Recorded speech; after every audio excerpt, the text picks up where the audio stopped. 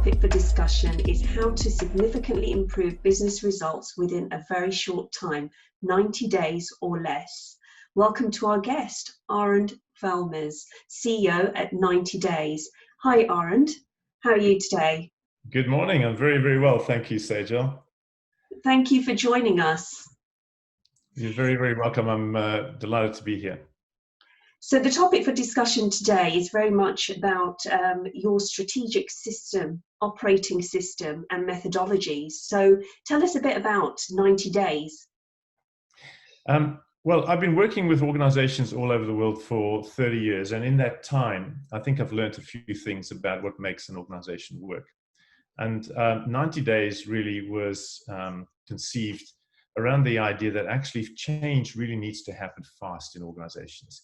And the fact is that organizations are changing continuously and need to change continuously in order to remain competitive. And I would argue also that actually the primary function of leadership in organizations really is change.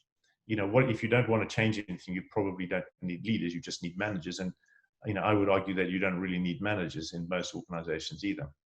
So for me, the message to leadership teams is that, if you're not thinking continuously about how to change, and by change, I mean improve your organization, then you're probably doing the wrong thing. So 90 Days really is about, how do we help organizations change really, really quickly? How do we help them to create super focus on the one or two core issues at any time and put in place strategies that really engage everyone in the business. So we kind of develop what we call a high involvement strategy in order to solve those problems. And it's the only way you can solve these kinds of problems really quickly is if you engage a lot of the people in the organization in solving them. Thanks, Aaron. That's a really good answer. Your program introduces a concept called ownership thinking. So how does that work within the workplace? So ownership thinking is core to what we do, Deborah. It's the kind of it's the sort of the letters through the in the middle of the rock candy, if you like, and it goes through pretty much everything that we do. And it really comes from the learning over 30 years that if you want to create sustainable change in an organization, in any organization, you need to involve the people in that organization. So it's really behind this concept of high involvement, if you like, that we introduce in all our programs. And for me, ownership thinking is best described as, how do you get everyone in your business coming to work every day, thinking, feeling, and acting as if they own the business. Whether they actually physically own equity in the business or not is somewhat a moot point, because I've seen many businesses actually where people own shares but still don't act like owners. And the difference is, probably best described in, most organizations really have people come to work every day with what we call an employee mentality.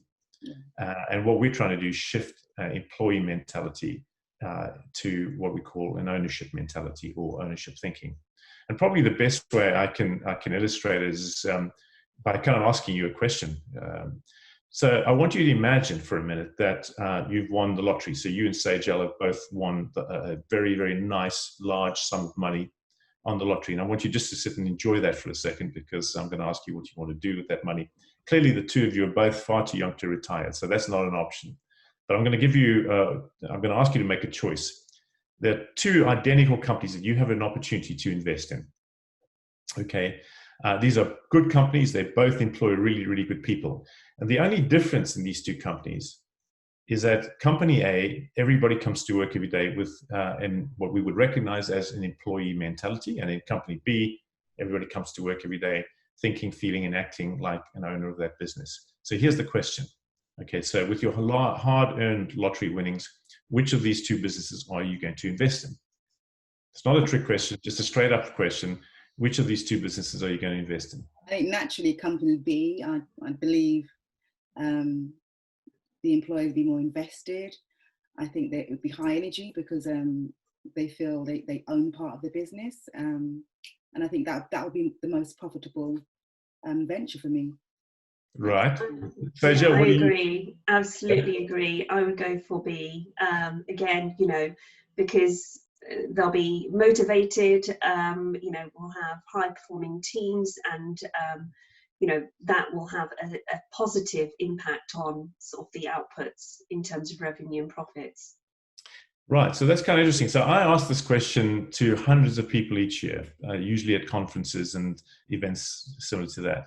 And I always get the same answer, right? So pretty much 99% of the audience that I ask that question to will say exactly the same thing as the two of you have. Occasionally I get one person, and they're usually the accountant, by the way. They're usually an accountant or finance director in the group, and they will choose the opposite. They'll say, no, I would prefer to invest in the other one. And when I press them further on it, actually the answer is pretty much the same as you've given. In other words, they expect to be able to buy that company cheaper because they expect it to be underperforming or not performing as well as the other one, as the one with where there's ownership thinking. So actually they're saying the same thing. So here's the interesting thing. When you actually have a look at the evidence in the studies that have been conducted around organizations that work this way, and what we've discovered is something rather interesting. Those companies, compared to their peers in the marketplace, are much more profitable. They grow faster, they last longer, and they actually have significantly higher levels of employee engagement, which is the kind of classic way of measuring this stuff these days. And we also discovered something else interesting, and that there's a significantly different and better level of what is best known as kind of financial literacy in organizations. In other words, they understand a little bit more about the essence of those businesses and how they're performing. So what's really interesting is I'm guessing that the two of you actually, before I asked you that question, didn't rush out and do any research on the question because you didn't know I was going to ask you the question in the first place. So I'm assuming that you didn't recently, haven't recently read anything about this. And so your answers must have been intuitive, right? Yeah. So yeah, absolutely. Your gut feel, is that correct? Yes, absolutely. It was gut instinct, really. Okay. So if I asked you the question from a slightly different perspective, then actually, which of these two companies would you rather work for? So would you rather work for, a company A where there's, everybody comes to work thinking like an employee, or would you rather work for company B where everybody comes to work thinking like an owner? Which one would it be?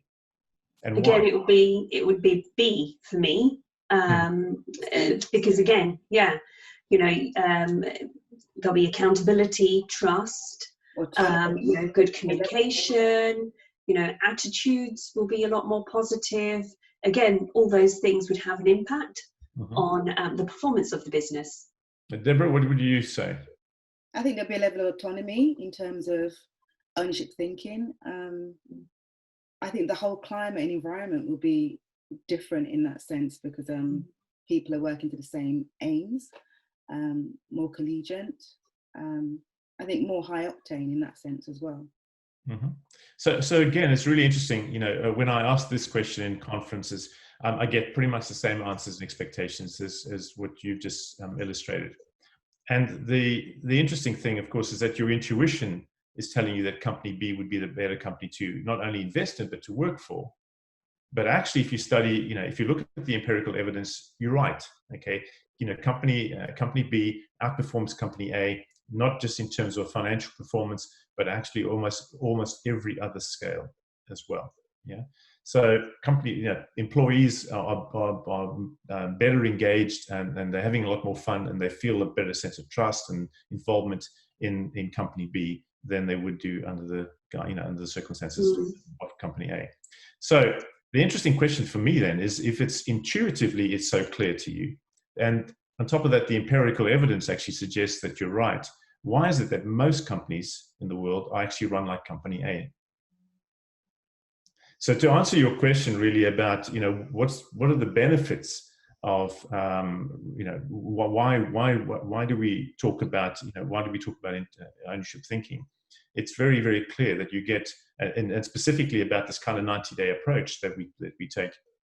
For me, it's very, very clear. If we can introduce the elements of ownership thinking into a business, we know that when you get everyone in the business engaged and involved in helping you solve the problems that that businesses occur or encounter day on and day out, that actually you get that really rapid ramp up in performance because people are extraordinary. Mm-hmm.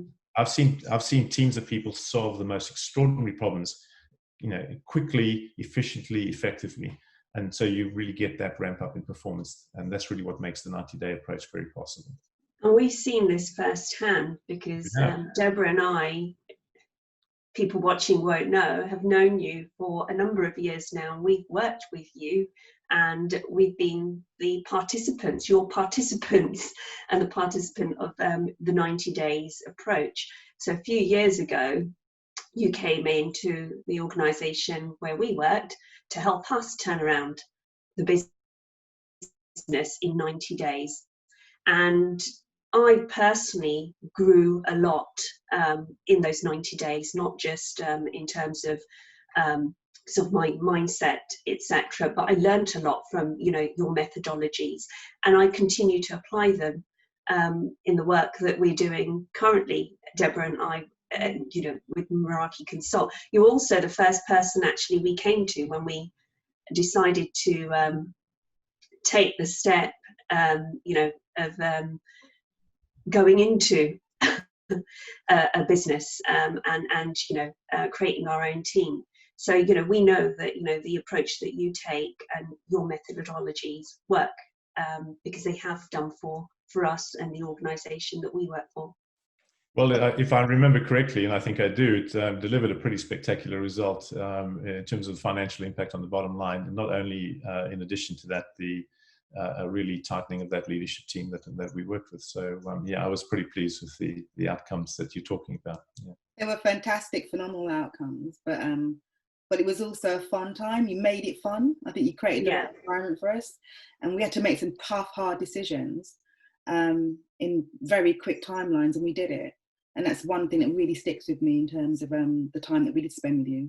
Phenomenal work. Yeah, as I say, people are extraordinary, Deborah, and that's my, you know, over 30 years of working with goodness knows how many hundreds of teams all over the world. The one consistent thing is pretty much people are extraordinary. People will do the most extraordinary things if you just ask them. So yeah, my faith in the ability of teams and people in those teams to turn businesses around really quickly remains.